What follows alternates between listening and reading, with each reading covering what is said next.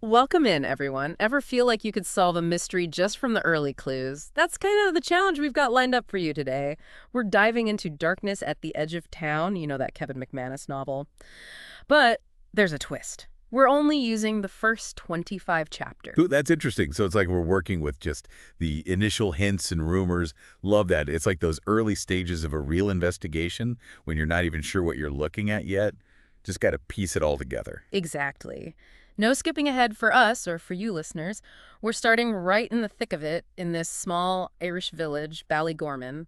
And McManus really paints a picture. You've got these cozy pubs, peat fires going in the distance. It's Yeah. that whole small town thing where everyone knows everyone else's business. Oh, especially in those close-knit communities, right? Secrets are harder to keep tensions simmer beneath the surface. Makes you wonder who to trust. Any one of them could be hiding something. Right, and that's what makes it so juicy. It reminds me of those classic Agatha Christie novels, everyone gathered in a manor house, all polite on the surface. But underneath, a whole web of relationships and resentments just waiting to explode. And explode they do. Speaking of relationships, we better get to know some of the key players in this story. In a town like Ballygorman, understanding those connections is crucial. Absolutely.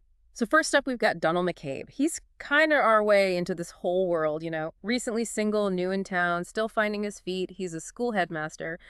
Bit awkward at times, but good guy. Relatable. I like that.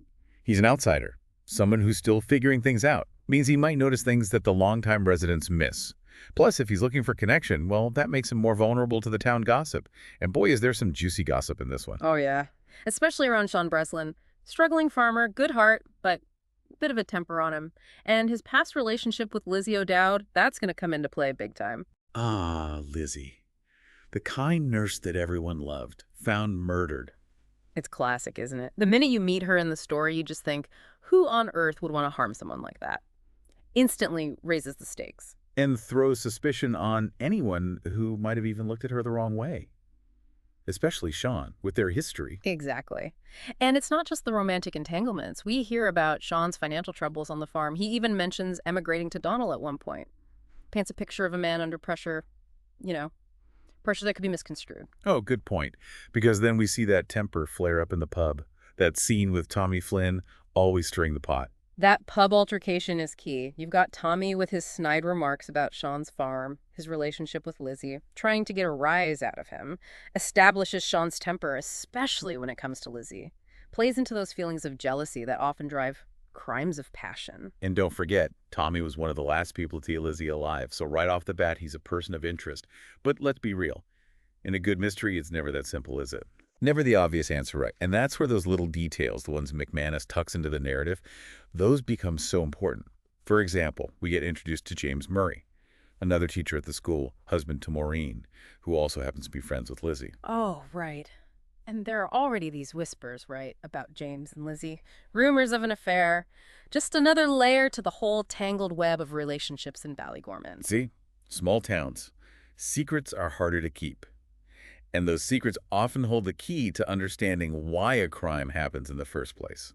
Keep that in mind as we dig deeper into this case. So we've got this tangled web of relationships, right? Simmering tensions and a murder that's thrown this quiet village into chaos. And as the investigation gets going, it's easy to see why someone might look at Sean and think, he did it, especially with his connection to Lizzie and that whole blow-up at the pub. Classic misdirection, though. You see it all the time in mysteries. The writer throws you off the scent by giving you an obvious suspect, someone with a clear motive, maybe a shaky alibi.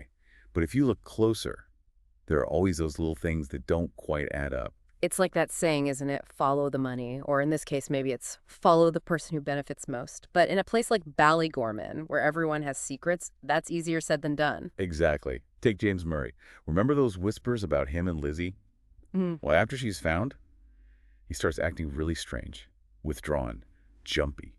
Tries to pass off those scratches on his face as like a farming accident. Oh, and that bloodstained shirt. How could I forget that? Maureen finds it, right? Seems like a pretty big clue to me. Why weren't the detectives all over that? Confirmation bias. It happens all the time, even in real investigations. The detectives, they'd already zeroed in on Sean, so anything that contradicted that theory, they probably explained it away without even realizing it. Huh.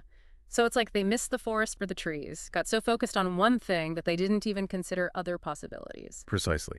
And that's why those little details, like James's behavior or that bloodstained shirt. Hmm. They're so important. They might seem insignificant at first, but they could be the cracks that break the whole case open. Like those magic tricks where you're watching the magician's right hand, but the real trick's happening with the left. Exactly. Hmm. And McManus is really clever about the way he plants those clues. It's not just what the characters say, but their reactions, the things they do without even thinking. And speaking of reactions, Maureen, talk about intuition. She knew something was off with James. Even if she didn't suspect murder, she picked up on the changes, the perfume. She even confronts him about it. Makes you wonder what their marriage was really like, huh? This is where understanding human nature, especially after something traumatic, becomes so important. Maybe Maureen saw what she wanted to see, explained away the strange behavior as an affair because it was easier than facing a more difficult truth. The simplest explanation isn't always the right one, especially not in a murder mystery. Right. And this brings us to another classic element of a good whodunit, those contrasting detective styles.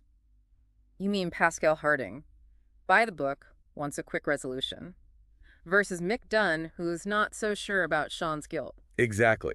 You've got Harding, who represents that traditional approach. Physical evidence, clear-cut interpretations, needs a quick answer.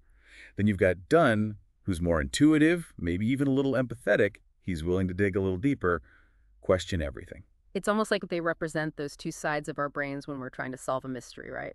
Do you go with the obvious answer, or do you listen to that little voice that says, something's not right here? And that's what makes it so engaging. We're not just reading or listening to the story. We're part of the investigation, analyzing the clues, forming our own theories. And just when we think we're starting to get a handle on things, McManus throws us a curveball.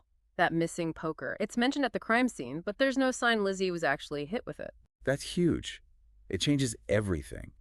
Means the scene could have been staged to throw off the investigation. And if someone's willing to plant evidence, what else might they have done? Exactly. And that's where those little details, the ones we've been talking about, become even more critical. Because if someone's trying to control the narrative, they're bound to make a mistake, leave a clue behind. It's just up to us to find it.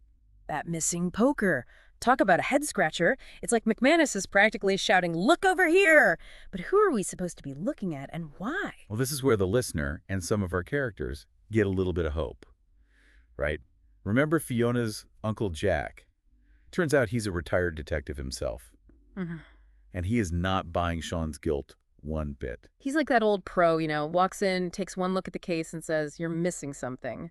Loves to stir the pot a little, too. Right. He's not afraid to challenge the status quo. Doesn't have those same biases or pressures as the other detectives. Plus, he's got that outsider perspective, which we know can be so valuable in a place like Ballygorman.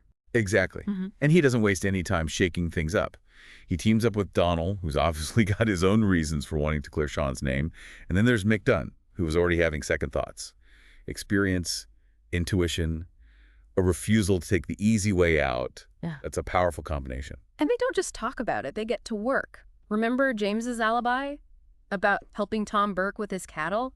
Turns out that was a lie, orchestrated by James himself. And once Tom starts feeling the pressure, the whole thing unravels. Proof that even the most airtight alibi can fall apart if you push hard enough. It's amazing, isn't it? One little crack and the whole facade crumbles. And James, once he realizes his alibi is blown, panics. Tries to come up with a new story about meeting some woman at a bar. Which, let's be honest, just makes him look even guiltier. Classic mistake.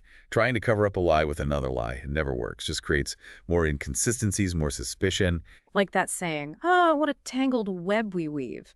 And in the end, it's all those little things we talked about that trip James up. The shirt, the scratches, his behavior after Lizzie's death.